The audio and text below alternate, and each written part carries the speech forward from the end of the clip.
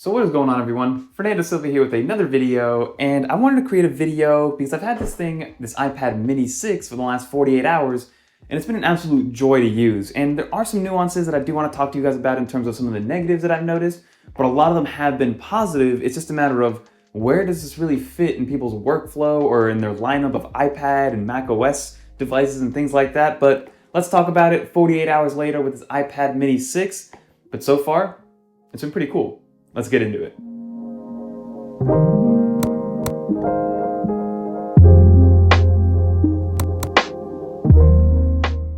So first, let's actually talk about the model that I personally picked up. So this is actually the 256 gigabyte model in the purple variant, Wi-Fi only. I did not get 5G, even though I did tweet out that I was going to try to use this as my iPhone.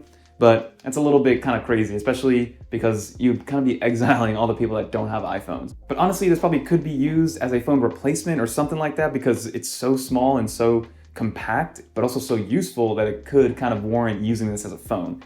But I kind of digress. This is going to be my 48-hour review of this thing. But again, we have the 256 gigabyte model. I went with that one because I figured, hey, if I'm going to actually use it for anything work-related, I'm going to need more than that 64 gigabyte model that comes with the baseline. But then again, you now go from $500 to now $650. So you're kind of playing the pricing game because again, the iPad Air 4 starts at $600 and then you can get 256 for $750.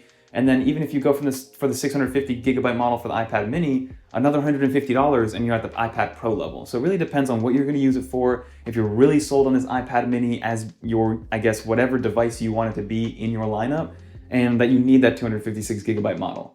And then I did want to touch on the actual design a little bit because it did change relative to the last iPad minis or the last 5 iPad minis. It just basically, this is a shrunken down iPad Air 4, right? Same kind of camera bump, same kind of color, same titanium or aluminum kind of finish, you know, has that new industrial design. The only difference is that now it can kind of fit in your hand, which is something that we couldn't say before with iPads in general, especially those iPad Pros that go to 11 and 12.9 and the 10.9 inch iPad Air. So for the last 48 hours, almost 72 hours, what have I used this thing for? So this was actually my football content consumption machine for Saturday and Sunday. So I'm a big football fan, big Miami Hurricanes, big Miami Dolphins fan. So I watch college football all day Saturday, and then I watch the NFL like all day Sunday. This is my time of year to just kind of relax on the weekends and watch football. But that is what I use this thing for. So I had probably whatever main game I was watching on my TV screen, right? But then I would have YouTube TV open with Red Zone. If you guys aren't aware of Red Zone, it's just a football channel. And then I would multitask with FanDuel to check on my fantasy team. And then I would also bring up Slide Over on iMessage to kind of talk to my friends and my buddies and kind of, you know, trash talk a little bit, talk to them about what's going on in the games and things like that if I'm facing one of them. So that is what I used it for like the entire weekend. So that is pretty much what I used it for the entire weekend. And now you're probably gonna say, Fernando, you can use any iPad to do that. And of course you can, right? And the iPads that I personally have are this 12.9 inch iPad Pro. And then my wife has an 11 inch iPad Pro from 2018. Especially for the 12.9 inch iPad Pro, I've tried doing that use case because this thing, yes, it's a tablet first, this iPad Pro, it can be used as a tablet and things like that, but it's so big that after a few minutes, it gets tedious to hold around, especially if you're laying on your side or laying over your head like this, using it as a tablet, how it should be used.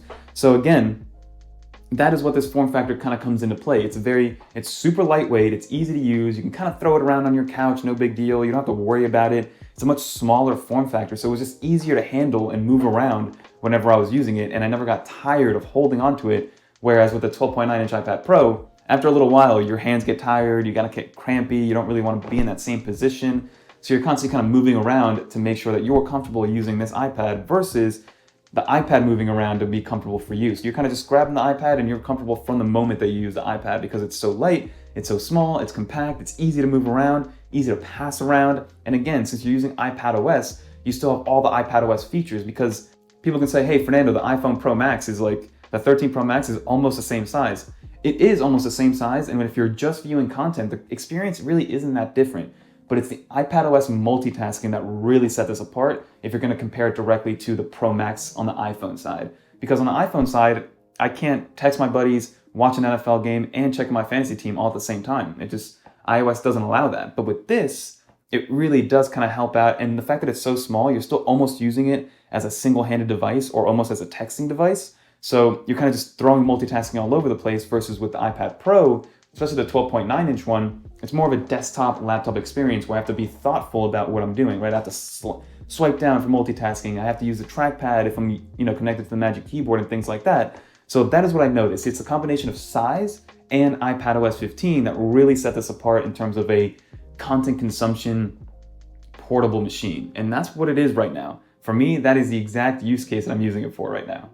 So again, the most impressive part to me is just how comfortable it feels in the hand, right? It's almost a one-handed device. It can technically fit in like a back pocket or a front pocket if you're wearing cargo shorts and things like that. You can fit it into a small purse, into a tote bag, into whatever. And I've owned like every, sort of iPad in terms of form factor over the years, and I'm just surprised how comfortable it is. Like, this is the first time I can kind of just grab something like this, move it around, do whatever I want. The iPad Pro 11-inch was kind of like that, but now with this one out, which is about 3 inches smaller, this thing is very, very portable, and that's what's impressed me the most, just how comfortable it is to move around, but you're also not losing much in terms of multitasking because, again, you're still running iPadOS 15, which runs across the entire iPad lineup, which is awesome. It does come with its own issues in terms of scaling, but from a fundamental functionality standpoint, iPadOS has been perfect.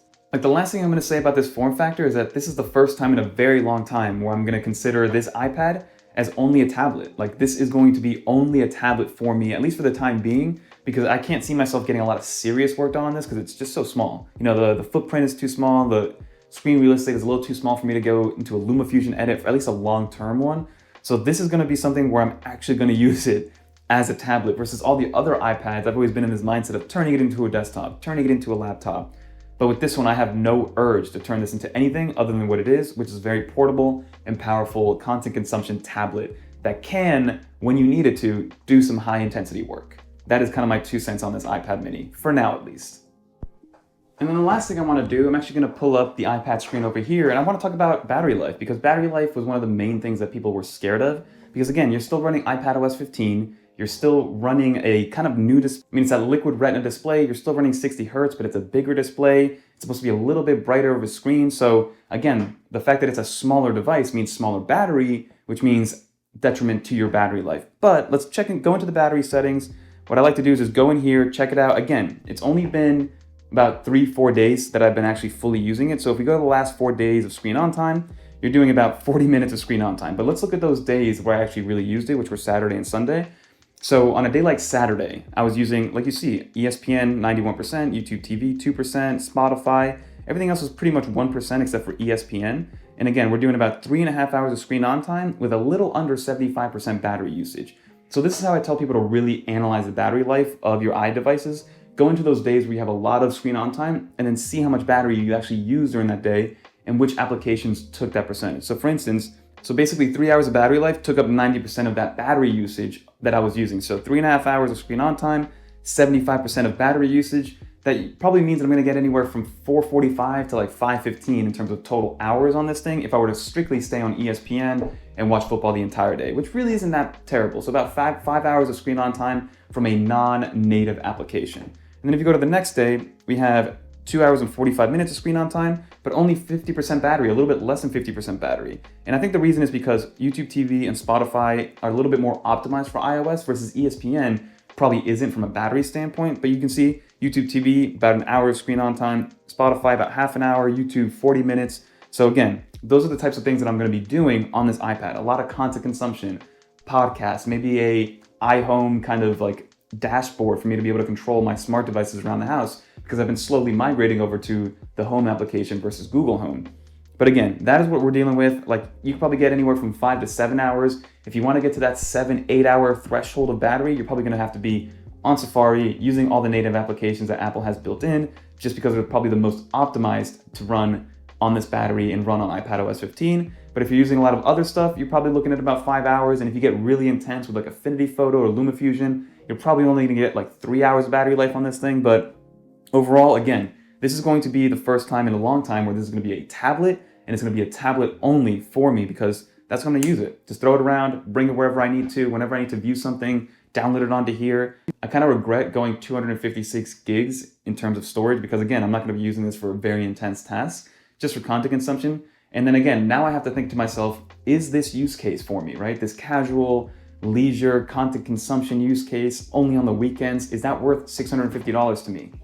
That's something that we're gonna have to figure out. But that's gonna do it for this video. Hopefully you guys enjoyed. Like I said, this iPad mini 6 is a tablet. It is a tablet only to me, and it seems like Apple's going that same direction. because they didn't put any pin connectors on here. They have no first-party accessories with a keyboard that can work with it. Yes, they added USB-C, so I can plug it in here and use shift screen. We're just gonna have another video on that very soon. And you can use it as your computer, but I think Apple's main demographic is for people on the go that need a tablet, that need a powerful tablet to either get some content done or to actually get some work done, like you saw those use cases like for airplane pilots and engineers and things like that. But that's gonna do it for this video. Hopefully everybody enjoyed. Don't forget to like, comment, subscribe. Leave a comment down below if you noticed some camera upgrades, because we are using the 13 Pro Max to film this A-roll. And then again, leave a comment below. Did you pick one of these up? Are you gonna pick one of them up? What is kind of stopping you from getting this iPad mini 6 versus any other? Let me know in the comments below. Always curious to figure out. And shout out to the Shift Screen winners. We did announce them on Twitter, so head over there to Shift Screen or at Shift Screen on Twitter to figure out if you won or not. But until next time,